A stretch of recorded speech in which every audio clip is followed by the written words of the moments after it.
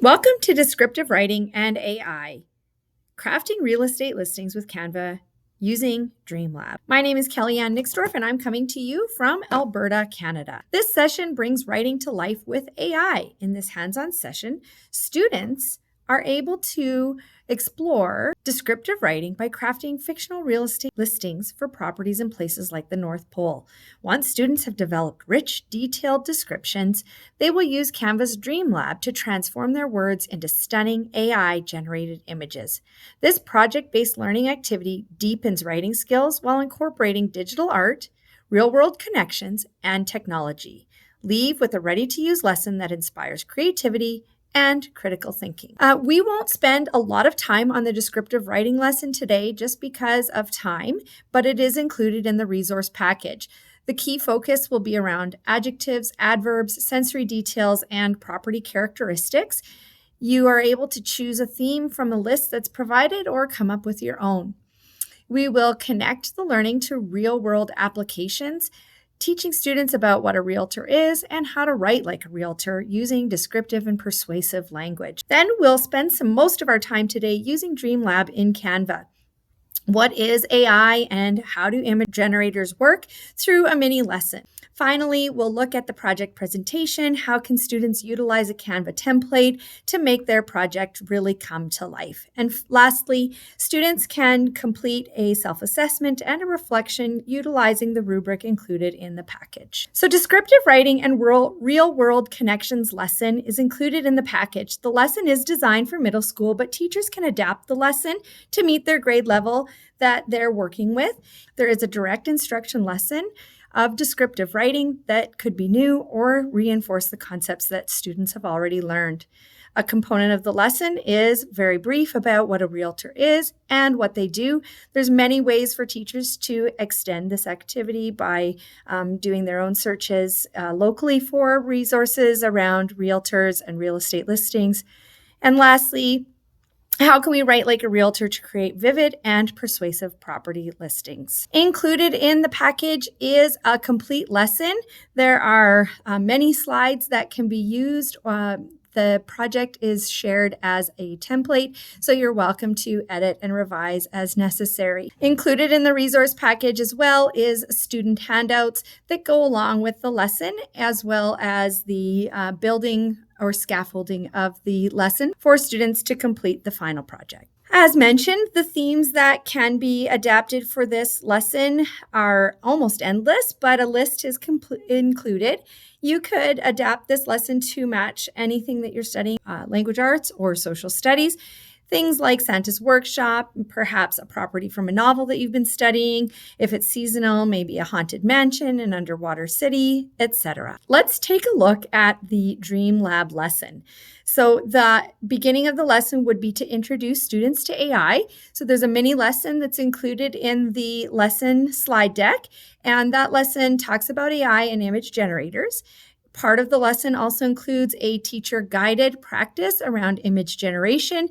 And so this would be for a full class presentation where you're able to engage in a discussion about the input versus the output. Lastly, there would be student practice. This is a fun student prompt that allows students as a class to compare and contrast their input versus their output. Included in the lesson package is this AI mini lesson. I would never introduce this to students without first completing this mini lesson about AI. So I would talk to students about what AI stands for and what generative AI means.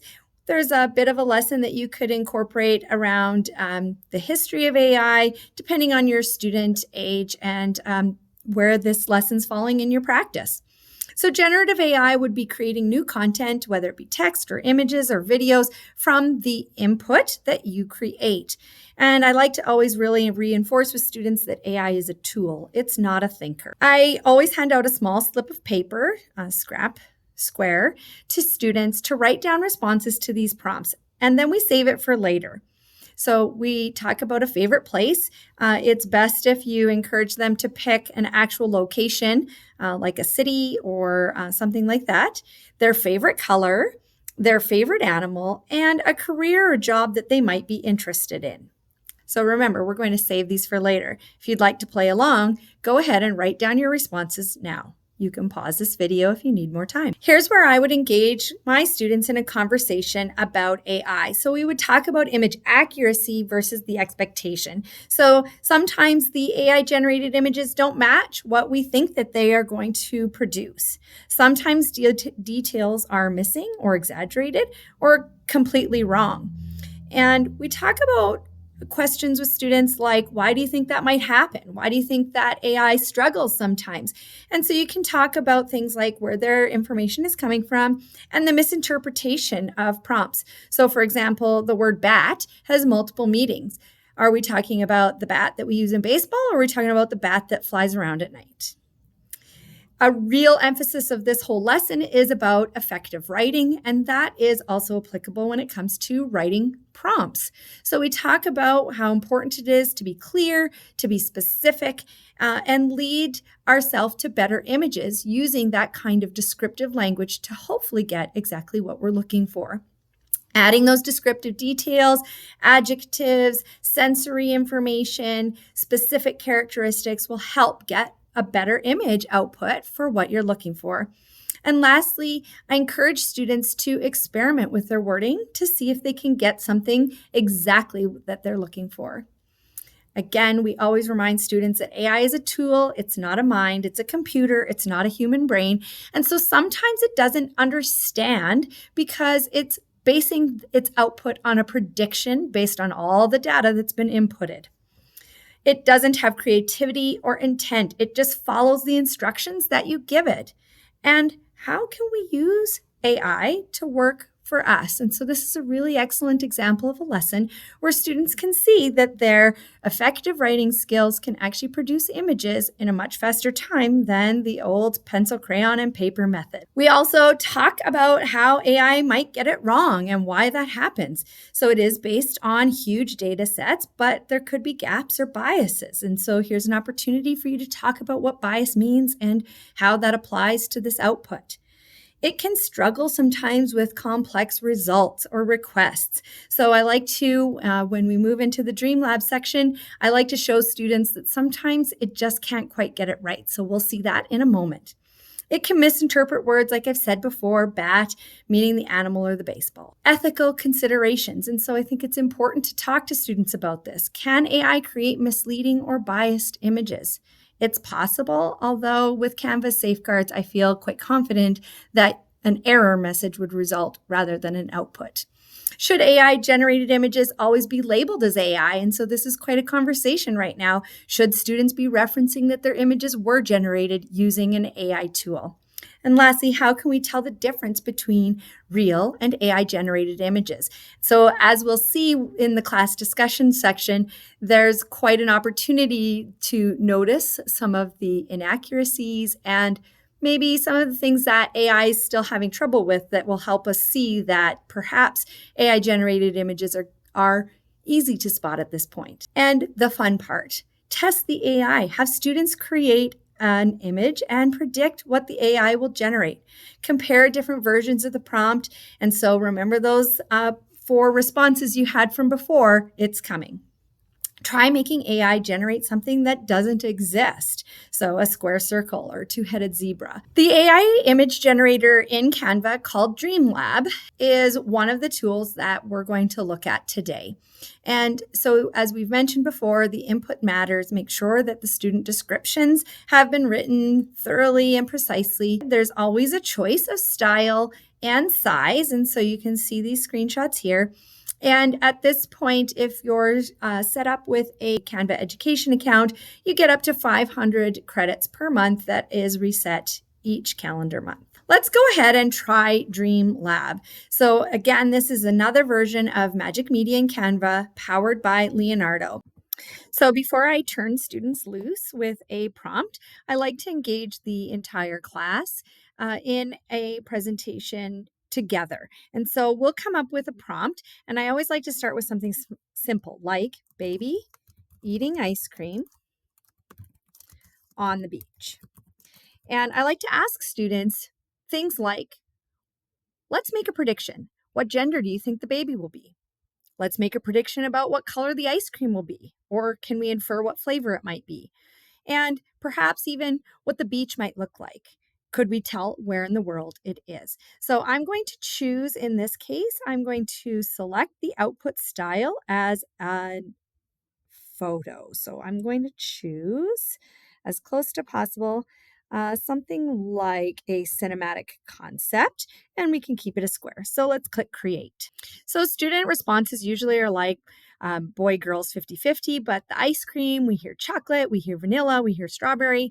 And on the beach, we're never quite sure what that might look like. But if we see what our images have generated, it looks to be like possibly 3 out of the 4 babies are male.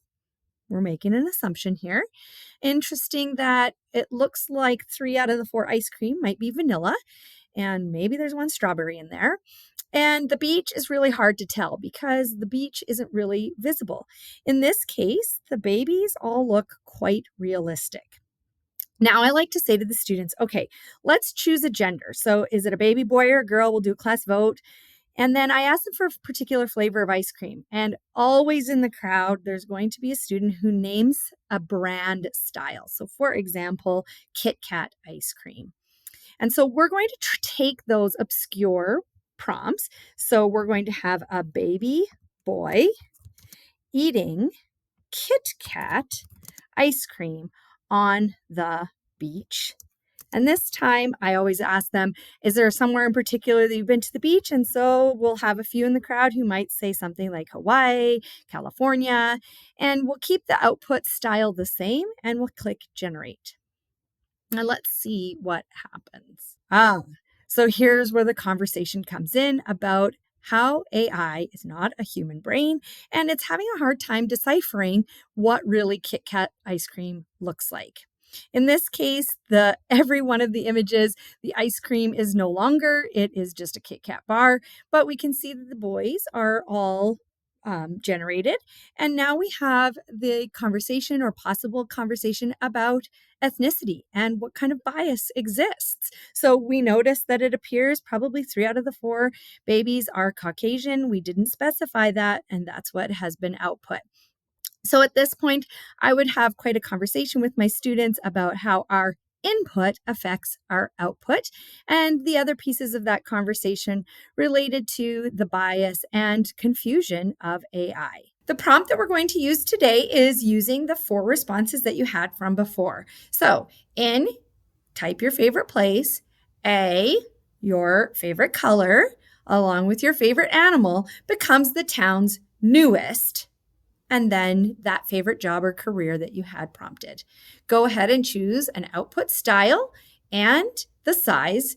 I like to just start with a square to begin with. You can pause this video now if you need time to type in your responses. To access Canva's Dream Lab, it's on the Home tab. At the bottom, you just click on Dream Lab. I've entered my prompt. So in NYC, a purple turtle becomes the town's newest teacher. Obviously, there are no purple turtles in the world, and it's very unlikely that on this planet, anyhow, we have turtles as teachers. So we're going to choose an output style. I'm going to go ahead and choose pop art. And again, I'm going to change it to square and then go ahead and click create. So you can see that we have 4 images generated here to choose from, and all of our turtles are purple. It's interesting that one looks like a Teenage Mutant Ninja Turtle. What's really interesting and to engage the students in the conversation is that some of the words are not spelled correctly. After a theme has been pre-selected by the teacher and the descriptive writing lesson has been completed, an introduction to the project can take place. There's important elements to discuss as the class when crafting the fictional properties based on the theme that you've chosen. So some things to consider would be where it's located, the history of the property, background information, perhaps discussing some neighbors or who might be around in the neighborhood, what's nearby, how might you get there, and what makes the location a good place to live. So there's 3 key components to the assignment. The descriptions that the students are going to write. They'll choose 4 characteristics of the property and they'll explain them in great detail using their descriptive language and persuasive writing. So the exterior in the front yard, usually the first thing that you see when you roll up to the property. the backyard, and 2 interior features that they'd like to highlight. So it might be 2 separate rooms or specific kinds of features that are important to those students. Using the descriptions, students will craft the images using that AI image generator. What's important is that the students are working to match the description with the image output. So there may be some experimenting that happens here. Students might have to tweak their descriptions to get the output that they're looking for. One thing that would be really important to discuss with your students would be choosing the output style and sticking to one so that their project remains consistent. And then lastly, once the descriptions and the images have been generated, the students can utilize the project template that's included in the resource package to put the whole project together. Once students have put their description in the prompt and generated an image, they can then decide which one they'd like to work with. Now, remember, we've had a conversation about design consistency, output style consistency, etc. So the image that the student decides to go with, they just go ahead and click on it, and then students will select Edit in a Design. When that design opens in a new tab, it is now a fully editable element that can be worked with in Canva like any image that they're working on. And so students have access to some of the edit tools, so they can do magic eraser, magic grab, etc.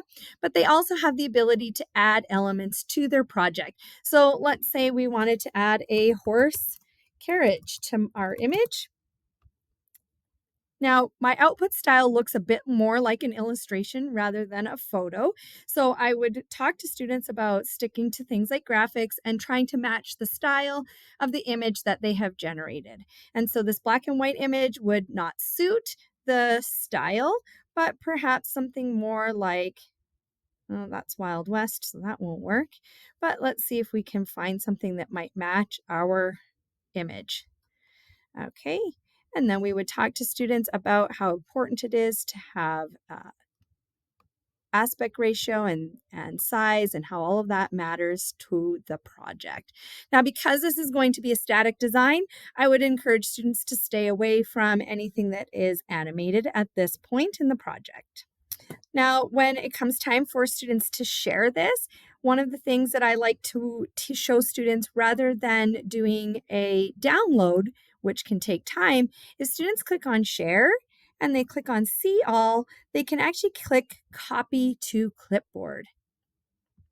Click it again, and that creates an image that's now something that they can paste into that template design that you have assigned to them. The finished product then can be added to the template that's included in the resource package. Students can utilize this template. There may need to be a quick lesson in Canva about how to use the frames, renaming the project, and how to share the project with the teacher when they're finished.